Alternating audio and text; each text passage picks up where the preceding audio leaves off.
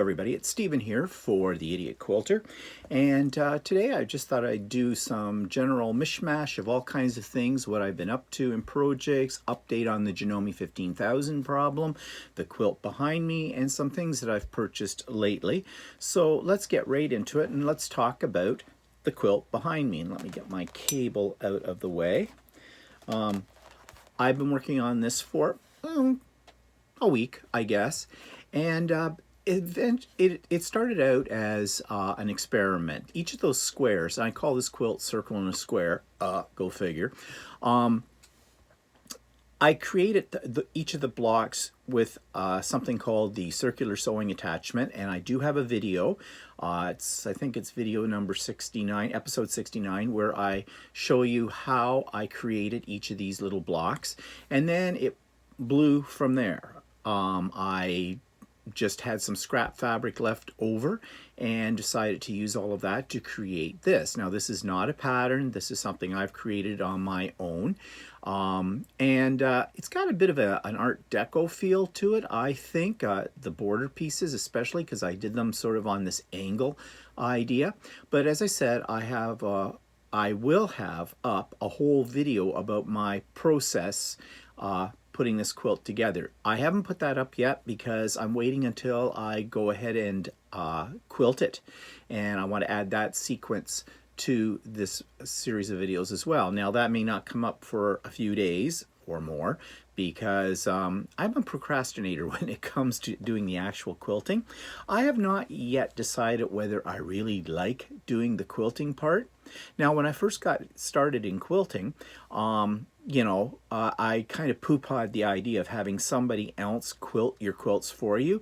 And then I heard people saying they like to piece, but they didn't like to quilt. Others who hated piecing, but they liked the quilting part and all of that. And I made this decision that I was going to be all or nothing kind of guy, and I was doing my quilts myself from beginning to end. And I'm still of that mind. I have a problem with having somebody else quilt my quilt tops because then it's not mine. It's a collaborative process, and I'm very possessive of my creative journey, so I will quilt this myself. Now, I've got some ideas. I don't know if they're going to work out, but I got to get over the idea that you can ruin a quilt. You can, but it doesn't mean you will. Will it be perfect? No. So live with it, grow with it. But I've got a whole pile of them. You can't see them right now. They're off camera. But they're hanging up next to this one. And there's about 7 quilt tops up there that I have not layered yet and need to be quilted. So I got to get on with it. So this is one of the projects. And as I said, I will post an episode in the Idiot Quilter that will take you from the beginning to the end of the process of making this particular quilt. Okay. Let's move on. I have my notes over here. Let's talk about my Janome 15,000, the ongoing saga. Well, I'm still using Shirley's. That's my local quilt store owner's machine. She generously loaned it to me while they play with my machine. I was in the store yesterday to buy some fabric, and I'll talk about that in a minute. But while I was there, my machine was set out, and she's been experimenting with it, and one thing that makes me now very much reassured is the problem isn't user error. No, the problem's with the machine. She was stitching out something that I've had problems with that I was stitching out, and as she showed me the samples that she had done, she says it's stitching beautifully, but she says it makes this noise. And I said, yes, it does make this noise. It's the noise that basically makes me break out in a cold sweat and start to panic, because when I hear that noise, it means that the machine is about to yank up its internal guts and spew them forth all over the place. And while I was there, it made the noise, and she turned it right off at that point. Now, she thinks there's a minor adjustment. They've done some other things to the machine. I'm not absolutely sure what has been done to it. But that noise is still there. And as we were talking about this, Roy, the technician, came in.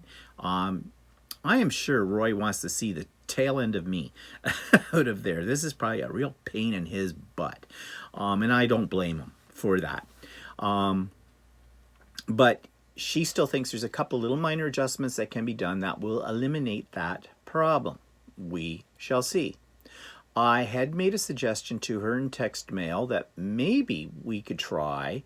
I have her embroidery unit part that attaches to the machine so you can embroider, and she has mine, and I'm thinking, well, Walter came up with this idea, and it does make some sense, that maybe if she tried her embroidery unit on my machine and see if the problem still exists. Because the reason for this problem, or one of the things that basically was the catalyst for this problem, was when I caught my quilt on the arm of the embroidery machine. And her machine that I have now, I've been doing some embroidery on it, and it's been working fine. And actually, it doesn't have the setup that I usually use, that I thought I was supposed to use according to the manual, according to Shirley herself at one point in time, on her machine. I've got it set up like she does, and it's been working fine. But anyways, they're still working on it, so we'll see. I mean, I got to give a shout out to them. Their patience is endless, it seems. I mean, at this point, you know how I feel. I want to throw it out the window. But anyways, I'll keep you posted on that. Okay, let's move off of that and talk about projects that I'm working on. Well, you've seen that one, okay? The other one I'm working on is, I belong to a group, you've heard me talk about it before. Shout out to the Quilter's Way and Kim Jameson Hurst, who is the owner of that site. It is a subscription site. It works out to about 13 something a month Canadian, and it's worth every penny. It really is. I've made some good friends on there. We get together lately. It's been every Friday. We get together through a Zoom meeting, talk about our projects. Kim shares with us some techniques and tricks and things like that. And one of the things that she's got up there right now is of course, she runs some courses on there. In fact, she's got a lot of courses on there. So if you join up, you have hours of videos. They're all very well put together. It's all very, very professional. And Kim's a great instructor as well. Well, what we're doing is we just did the Wrangle Your Scraps challenge. And before I show you the project, I'll show you what I mean. Now, we all have scraps, right? And so Kim has put together a methodology for organizing your scraps, and it involves sorting out the pieces, making some decisions on what you're going to keep, what you're going to get rid of. I'm a scavenger in scraps. I have like 5, 6 huge plastic containers full of scraps. Well, I don't now because I've cut them down a bit, but I still have more to sort out. But I did the challenge, and this is what I ended up with. Actually, 4 of these. Now, what is this? Okay, well, let me talk a little bit about the process. We sorted them out. I sorted by color. I limited my colors to the basic colors of the rainbow, pretty much. And, you know, and kept the pieces you thought you could work with at some point in time. Then you need something to put them in. And I have plastic containers in that. I did think of going out to the dollar store and picking up some more, but, you know, we're still in the COVID thing. And here in Ontario, Canada, where I live, we are just moving in today as I make this video, which is Friday, June the 19th, 2020. We're just moving in my area to stage 2, which means a little bit more freedom as to what has opened up and going in shopping. But you still have to do social distancing. You still have to wear a mask, or it's recommended you wear a mask. And it's still very uncomfortable. Okay, it isn't like it used to be. Well, nothing ever is anymore, right? It's the world we live in. So I haven't made any special trips to any stores, with the exception of the quilt store, and we'll come to that in a minute. So I'm looking around the house. Basically, what have I got? Now, I have a crawl space in my house, or the black hole of Calcutta, as I like to call it, because that's where things go to die, basically. And there's stuff in there that is vintage for sure. Every now and then when we crawl into that crawl space to pull something out or put something in, we say, you know, we really got to get in here and clean the crap out of this. Yeah, and that's as far as we get. And we've been saying that now for, well, let's see, we've lived in this house for 25 years. Yeah, we've been saying that a lot for 25 years. Never get around to it. Anyways, I digress. So I was looking for something to see if I had some containers or things in there that I'd put in, and I found this. Now, what is this? I have several of these. I have 4 of them. When I was doing paper crafting, I don't do that as much anymore, as you know. I still do. This is called Heartfelt Creations. It's a company in the States that makes really beautiful rubber stamps and die sets to go with it. And I was all about them at one point in time. And they came out with these boxes that have a 2 post, like a 2 ring binder type of post in them. And it was to hold your sheets of the dies and the, I'm going to move the camera down a bit, dies and rubber stamps. But then I redid my craft room and I switched things around a lot, and yeah, these got abandoned. But these were expensive. These boxes, I think at the time were about 30 bucks a piece when I bought them. Yes, very overpriced. Very overpriced. But this company is very overpriced, okay? Makes quality stuff, but very overpriced. Especially by the time, since they're an American company, by the time they get here to Canada, yeah, but the way our dollar is at any given moment, it sucks. Anyways, they've been sitting there for quite a while. And I thought, hey, these might make really good scrap fabric holders, and they're kind of pretty and decorative. So I got them out, and I took the binder system that was in it out too, which was really easy because it just screwed into the box. So I unscrewed those. I've put them away for something, for a future project of some sort someday, if ever. And these boxes have a really nice magnetic closure, and they were designed so they'd sit on a bookshelf like this. Now, right now I have them sitting in another area, but I got to do some reorganizing in my sewing room again because I'm running out of room.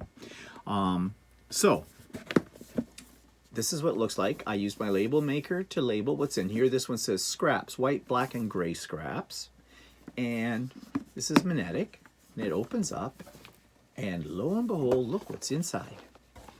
I have plastic bags labeled, like these are white scraps, and these are white strips, and these are gray scraps, and these are black scraps. And they all fit in this little box very nicely. And there's room in here for more. Good thing, because there will be more. But what I like about this right now is I can just take those and put them up on my bookshelf. Well, if I had a bookshelf, I have to make some room for this, and away we go. So that was a challenge that was put out on the Quilter's Way, Kim's website, and then she had a second part to this challenge, and that was to take some of these scraps and make a quilt. And she calls it the Diamond Bright, and basically it's foundation, what do they call it? Paper foundation. So you have, like, I use deli paper cut to 6.5-inch squares, and you have a strip of fabric that's a couple of inches in width, 1.5 to 2 inches, something like that, and you lay it down across the piece, and you add more strips in various sizes across it, chop it down, and you've got your square. And they look something like this. And I have these organized in the way I'm going to put them together, but this is what you get. Okay. Now, I'm sure if anybody's been out there quilting for a while, you've done this kind of thing before. It's very basic, but it's a great way to get rid of your scraps. And it does make a really fast quilt. Great for charity quilts or something like that, or, you know, they're kind of nice when you get them together. They don't look like much when you first put the squares, get the squares made, but once you get them together, it's kind of nice. So I have a big pile of these. I think there's 8 rows in this, and I think there's about 40 blocks when you're done. So I'm at the stage now where I'm going to sew these into rows, and then the rows to each other, and that will make the beginning of the quilt. And so the quilt will look, well, it won't look like this, but this is the basic outline or basic layout of the quilt. And actually, I think mine's going to look really nice because I've already laid it out and figured out where my rows are going, and after I'm finished doing this video, I'm going to sew them all together. but this is just the basic of what it looks like. And it's a little different because you're starting with one color here and then surrounding it with another and go out. You could put them together any way you like. But I'm sticking to this because this is the project that Kim has created for us. And she has videos for each stage of this as well. And so, like I said, it's a great little project. So that's what I'm going to be working on later today. So those are projects I've been working on. Another thing that I've been working on, I find it here, is kind of as a future quilt, maybe, I don't know, but more or less a test of the embroidery machine.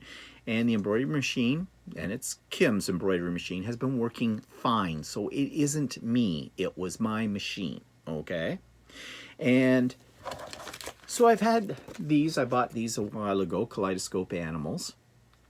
And so I decided that this is what I'm doing. So I'm making these. And I'm cutting them down to 6.5-inch squares. So I can put sashing around them and things like that. But you can see here I've made quite a few. I think I've got about 8 of these now made. And I may make all of them that's in that set. So they don't take very long. And they're kind of fun and colorful. You know, I'm thinking they'd make a really neat baby quilt, or they might make, although the squares are kind of stiff because of all the embroidery in them, they might make a really nice wall hanging for, say, a nursery or something like that. Now, I have to confess that I have not made anything that's baby oriented since I started quilting. Okay, in the 2 years that I've been quilting, I have never done a baby thing. And the reason being is I don't know anybody that's having a baby because everybody I know is my age. Most of them are gay, so we're not really having children, although we can if we want to, but that's a story for another day somewhere else, not here. You know, anybody that is in the mind to have children are having grandchildren. They're not having children. And even some of my friends are not even at the point yet where they're having grandchildren. It's kind of in that in-between stage of things. So, you know, I don't know. But I like doing embroidery, as you know, machine embroidery. And so that's why I'm working on these. And plus it's testing out the machine and my embroidery skills. And yeah, so that'll be a future project at, yeah, sometime. Okay, what else did I want to talk to you about? Okay, so I went fabric shopping yesterday. More about that in a moment. But this morning I discovered that one of the quilting stores in my area went out of business, a year and a half ago, probably now. And the lady who was running that store, she has decided to put it on as an online store, which is great. I think we need more of those. So she sent out an email today, and I got a copy of this email somehow. I guess I was on her mailing list, because my very first quilt, I bought a kit from her. And that's how I started into quilting. And it was K-Facet Fabrics, which I love. And so I went to her website, and I saw some fabrics that I can't get at my usual quilting store. Sorry, Shirley. We won't tell her. So I put in an order. Shipping was very reasonable. I think it was like if you ordered over up to $50, it was $5 Canada Post. To $100, I think $10, something like that. So that's not bad. So I saw some Tula Pink fat quarters, and the price wasn't bad. It was reasonable. I think there was 3 fat quarters for $11.99 of one, and there was another one that was a little cheaper than that. So I was ordering multiples of these. I had an order up to about $85. Okay, so I went to the checkout procedure, and there was a problem. I had all my information in for shipping and everything, and it wouldn't let me move on to, you know, the next stage of the ordering process. And I discovered why. It wanted me to put in an apartment number. It had a box for this. Well, I don't live in an apartment. So I tried to bypass that, and it wouldn't let me go past that. Well, I got a little frustrated with this, and I'm thinking, okay, there's flaws in the website, I'm not taking a chance on this. This may not be the only problem. And, you know, you're spending a fair amount of money. I would like to get my order. So I canceled the order out because I couldn't get by this particular part. And I sent the owner of the website an email and told her about the problem. Now, she wrote right back to me. Right back to me. She's just put this website up. And said, you know, I had this problem. I explained it to her. And she says, yeah, she said she went and tested it and found that problem too. And basically what it wanted was your street name in that box and your house number in the box that I was putting the number and the street address, the street name in. But that's not what it stated, okay? So that was the problem. And she was contacting whoever does the forms for her to get that corrected, because as I wrote back to her and says, okay, well, thanks for letting me know about this. I hope you get it fixed soon, because you're going to lose business, because people can't get beyond that unless they live in an apartment or something. So anyway, she's working on that. So I may go back in later today and place that order again. I'm an impulse buyer, especially online. Do I need more fabric? Okay, that takes me now to my shopping spree yesterday. Okay, so yesterday I phoned up Ultimate Sewing at Shirley store. That's where my baby is being fixed right now. And I made my appointment. And Walter and I were going together, so I said, can we have an hour? Because she was doing it, booking it by half-hour increments. She said, yeah, no problem. She says, in fact, she says, we're wide open today for things, because I guess there weren't a lot of people booking in yesterday. So we did, and we went in, and because I had a lot of stuff I wanted. Like I wanted batting, I wanted battleizer, I wanted wide back fabric. I wanted wide back fabric for my quilt backs. I like to use the wide back, although her selection of wide back fabric right now is a little bit low. I'm sure she'll be getting more in. But I tend to buy things that are like, I like blues, and I like purples. This one's got both blue and purple, and I bought like 3 meters. Now this is 108 inches wide, okay? The reason I like to use wide back, it means I don't have to piece it, and it makes quilting, I think it makes quilting, especially on your domestic machine, a little easier, because you don't have a bunch of extra seams underneath you have to worry about, because I'm kind of the tuck king, and I don't like tucks, okay? Nobody likes tucks. So that's just some of it that I bought there. I bought more, but I've got it all put away, and I'm not digging it out. It's fabric. I bought a lot. I spent $700 yesterday on fabric, batting, some bobbins. What else did I buy? Oh, I bought some fat quarters. Now these I can show you. I bought 10 fat quarters. I love fat quarters. I really do. And so, you know, I bought fat quarters. I have a lot of fat quarters. I don't know, I collect them, I guess. But as I said, I am now out of space for storing fabric. I have so much fabric, I could open my own store. That's sad. I'm a fabric whore. Simple as that. I'm a fabric whore. But anyways, there you go. So really, do I want to put that another order into this new place online? Yeah, you'd think I made of money with what I spend. Just as an aside, I know that sounds like a lot of money. It is a lot of money. Do I have a lot of money? No, I don't.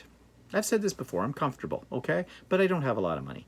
But what I do, and I do very well, I budget really well, and I'm a saver. So I have funds that I constantly put so much money in and do that, and that's how it accumulates, and that's how I'm able to afford this stuff.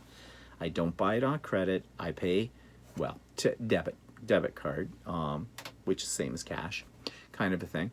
And that's how I afford all of this. So I don't want you thinking that I'm a millionaire, because if I was, wow, would I have a really wonderful sewing room, not what you see here, okay?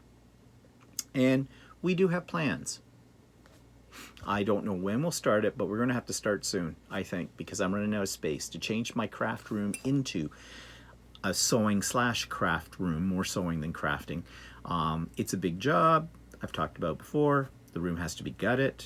It's a big expense because gutted, new flooring, painting, more cabinetry, the whole bit. So this is not a small project. And right now, in the situation we're in with COVID, things aren't as easy to get your hands onto, or, you know, that kind of deal. So anyways, as usual, I am digressing.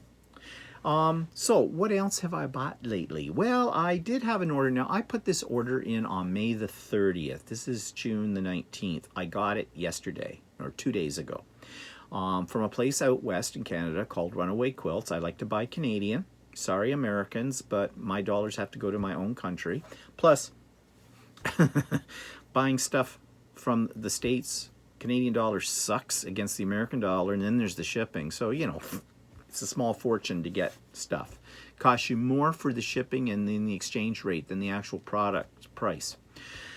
So I ordered some stuff from this Runaway Quilting, and they sent it out.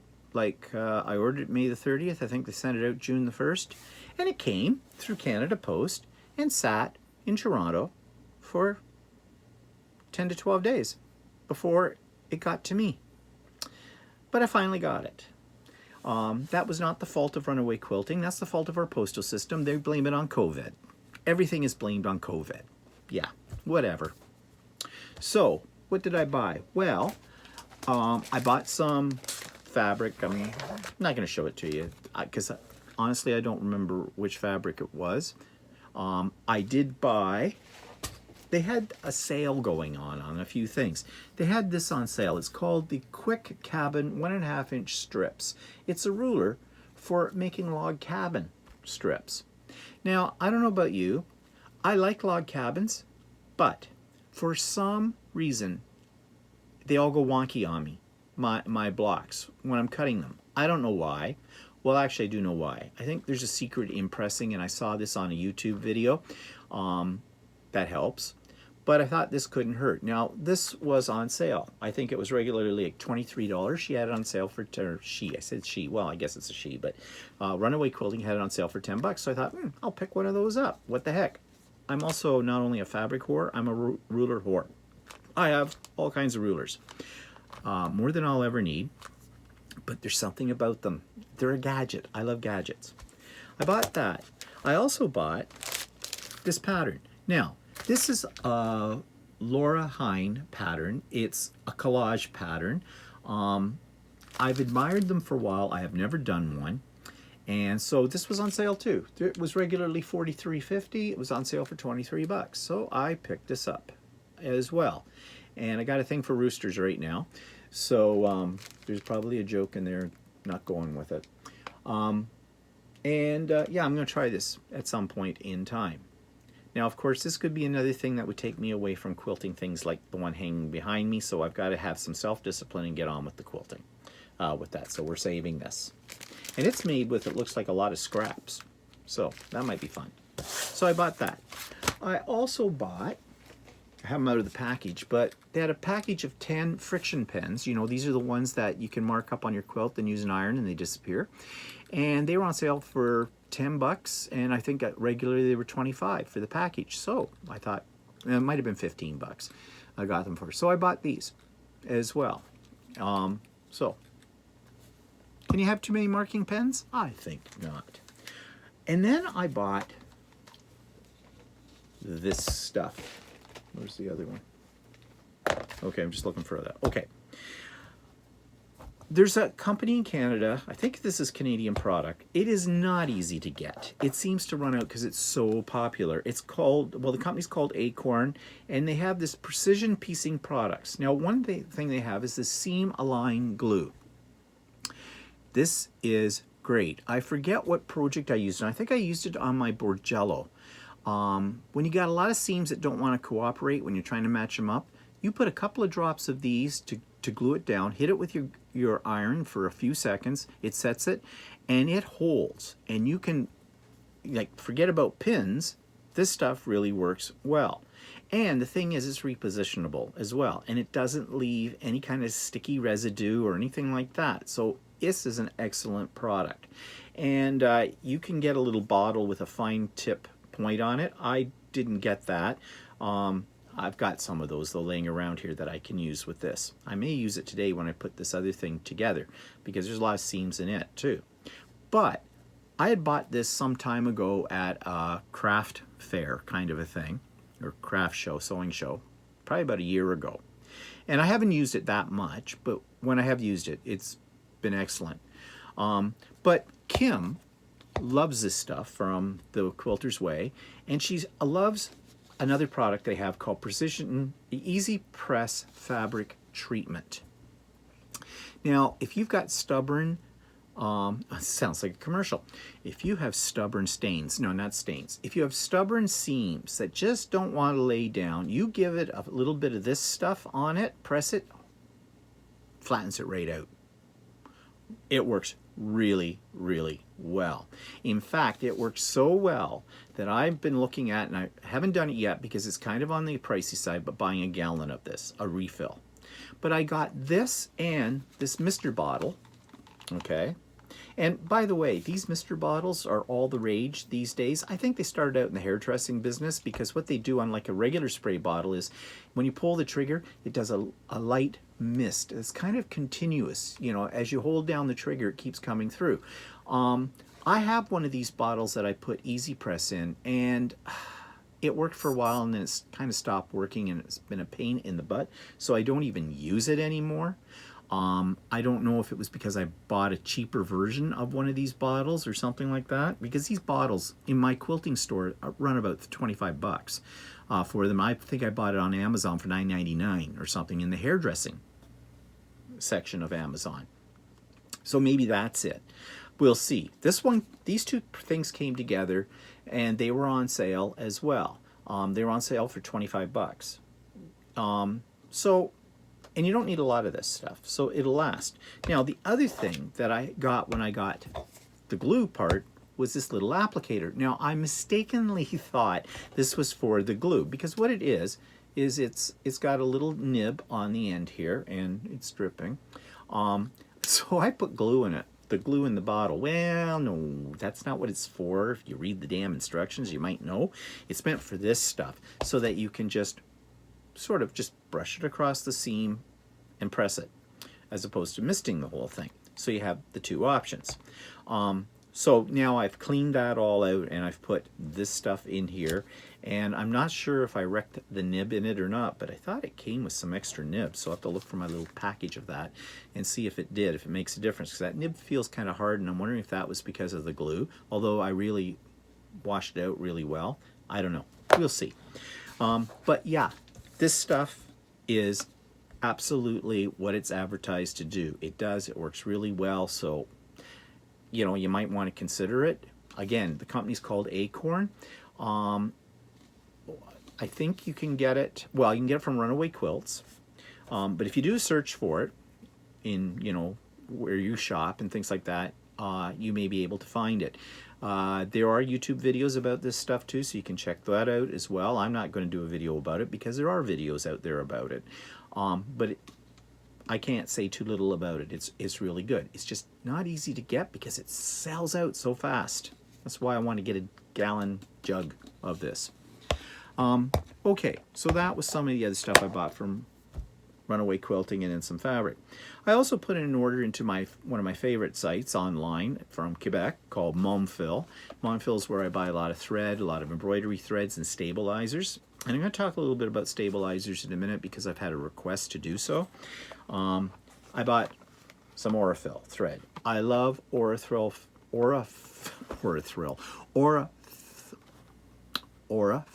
threads because I use them for piecing. It's excellent thread. It's not cheap thread, but you get a lot in a spool. I think there's about 15 or 1,300 meters, 1,300 meters on a spool. So it does last you a while, but it's very good quality. Now at my local quilt store, they sell it for $14.99 a spool, which is a reasonable price for quality thread. But Monfil sells it for $10.99 a spool.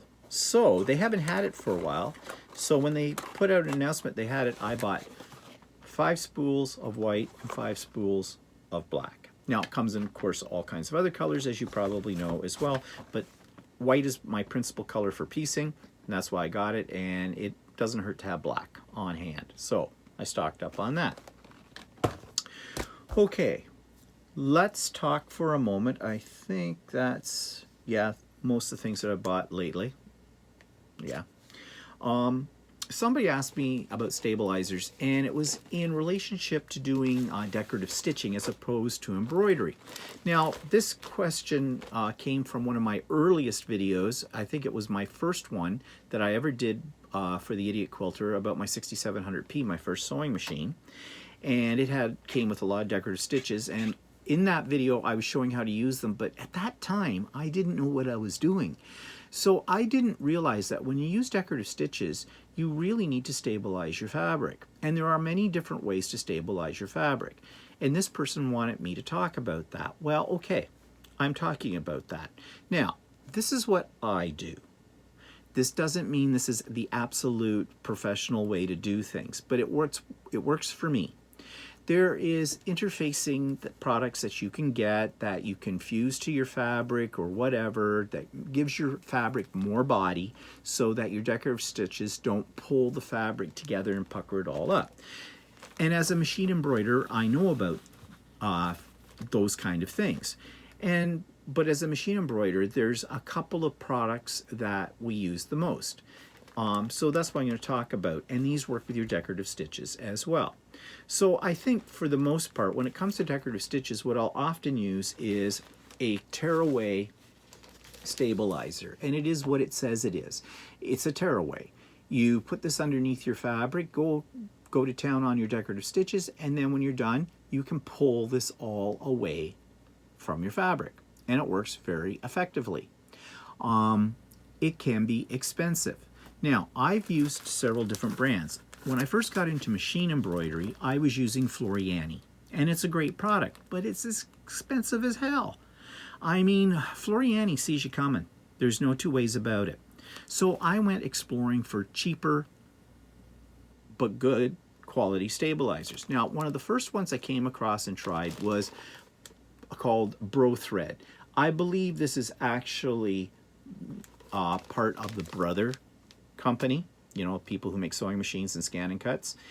I bought it on Amazon. It was a really good price. I can't remember what I paid for it, but I think it was about half the price of what I was paying for Floriani, and I could get it in larger quantities than the Floriani as well for a reasonable price. No problem with it. Works great. Of course, then I discovered Monfil. You've heard me talk about it. In fact, I did a whole video in the Idiot Quilter sometime in the past about a Monfil. And I buy all my stabilizer from Monfil now because the prices are really good and it works fine. And I buy their tearaway all the time. Now, this is not their tearaway. This is a water soluble, and that's the other type of stabilizer. Also, just to backtrack, I haven't tried this yet, but they had a special on it, so I got some. This is a black tearaway, which I'm really not sure what you'd use a black tearaway on as opposed to the white. Maybe if you have something that's really dark but maybe more sheer and you don't want to see the stabilizer underneath it for the parts that you can't tear away, maybe, I don't know. But it was on sale and I figured, hey, buy it. So tearaway is great for your decorative stitches because it pulls away. But you could also use water soluble. I love water soluble, especially in things, well, in the machine embroidery, you use this a lot when you're doing what's called freestanding lace, because essentially you're not stitching through any kind of fabric with it. It's lace. And so it disappears and you're left with just the stitching, and that's great. Have I used this with decorative stitches? Not really. Mainly because if I use decorative stitches, they are going to be on a quilt, and whatever I use behind them is basically going to get buried in the layers of the quilt. So I haven't used the water soluble. But this would work as well. Now the thing with this though is I think you might need to use a couple of layers of this as opposed to where the tearaway is, because this is a looser type of weave as well. But if you were doing some embroidery on, say, a piece of clothing or something like that, you might want to use something like this that'll, you know, wash out.